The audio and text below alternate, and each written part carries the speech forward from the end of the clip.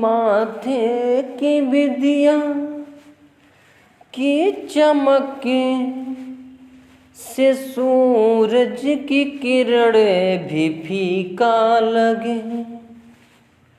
तेरे होठों की लाली से गुलाब भी फीका लगे।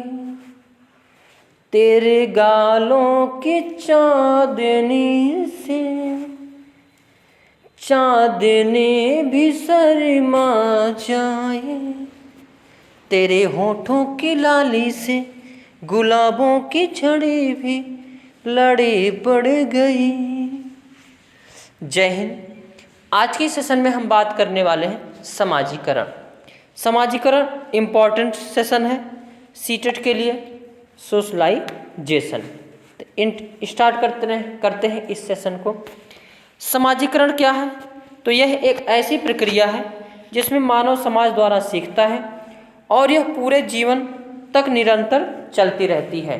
सिंपल सुनना, समाजीकरण वह होता है कि तुम समाज के अनुरूप खुद को ढाल लो या समाज के अनुरूप अपने आप को ढाल लेना समाजीकरण कहलाता है। समाजीकरण अच्छी तरह से हो पाएगा तभी समाज में रह सकते हो। और समाजीकरण का मतलब यह है समाज के मान्य व्यवहार को अपनाना और समाज के अमान्य व्यवहार को नकारना, यही होती है समाजीकरण। समाजीकरण की प्रक्रिया, प्रोसेस ऑफ सोशलाइजेशन कैसे होती है? पहला, पालन पोषण। पालन पोषण द्वारा भी जो है समाजीकरण होता है और पालन पोषण से ज़्यादा प्रभाव समाजीकरण पर पड़ता है, क्योंकि अगर बच्चे का पालन पोषण अच्छे तरीके से नहीं होता तो बच्चे समाज के साथ समायोजन करने में कठिनाई महसूस करते हैं। जैसे नवयुवक यानी हम लोग सीटेट की जो तैयारी कर रहे हैं, इसके बाद वैकेंसी की इंतज़ार करेंगे। ये लाइफ सबसे जो है संघर्ष तूफान वाला लाइफ होता है और इसमें जिस प्रकार बच्चे का पालन पोषण सही से नहीं होता, उसका समाजीकरण नहीं हो पाता, उसी प्रकार इस उम्र में अगर सही दिशा सही गाइडेंस नहीं मिल पाए तो लाइफ बर्बाद हो सकती है।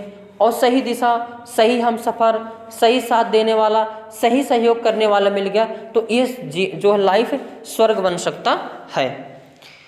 अगला है सहयोग यानी कोऑपरेशन से द्वारा भी जो है समाजीकरण होता है। बच्चा समाज के सहयोग से ही समाज का हिस्सा बनता है। जैसे जैसे बालक अपने साथ अन्य व्यक्तियों का सहयोग पाता है वैसे वैसे वह दूसरों लोगों के साथ अपना सहयोग भी प्रदान करना आरंभ कर देता है। इस समय भी हम लोगों को अगर सहयोग, देखो जो किशोरावस्था होता है इसमें मित्रों का सहयोग बहुत होता है, सर्वाधिक होता है। हमको तो मित्रों का सहयोग इतना मिला, इतना प्यार मिला है कि जो आप लोगों की सेवा आज मैं कर पा रहा हूँ। और सेवा का मतलब वही है हेल्प करना।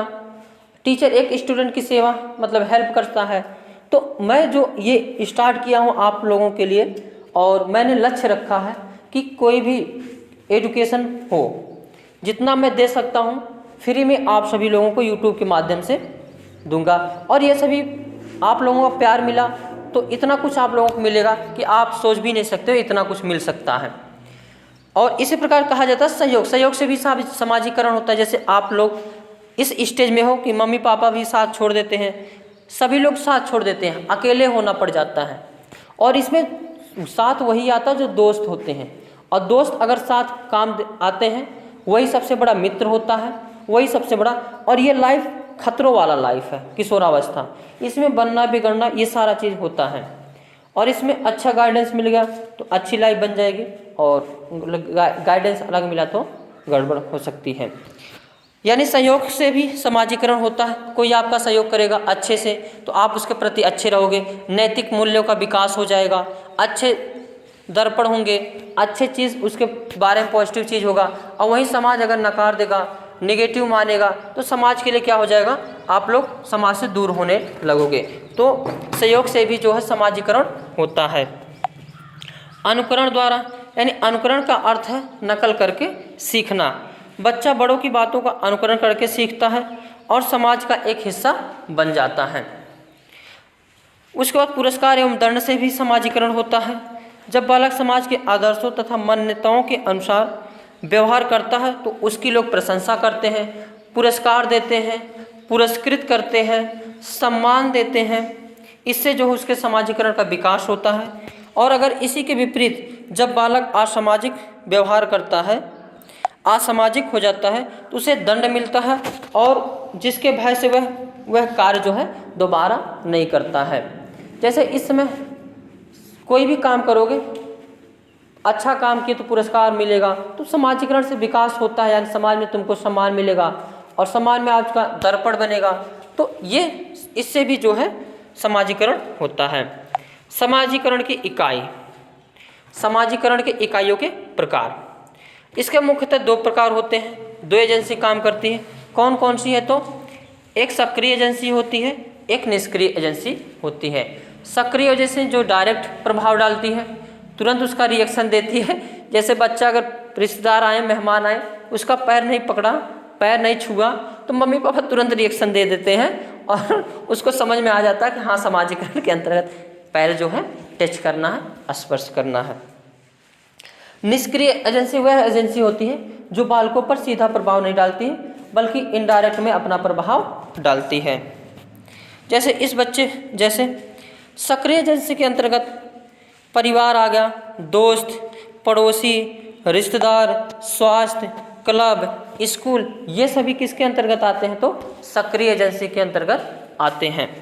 निष्क्रिय एजेंसी में पुलिस स्टेशन, सार्वजनिक पुस्तकालय, रेलवे स्टेशन, एयरपोर्ट, ये सभी जो है बच्चों पर इनडायरेक्ट रूप से प्रभावित करते हैं, इसलिए इसे निष्क्रिय एजेंसी कहा जाता है।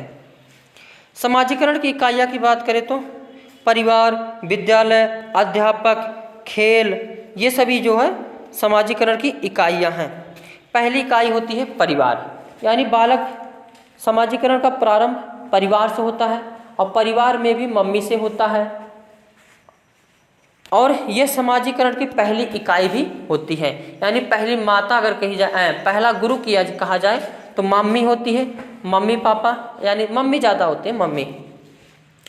और द्वितीय एजेंसी कौन सी, मतलब दूसरा इकाइया कौन सा है?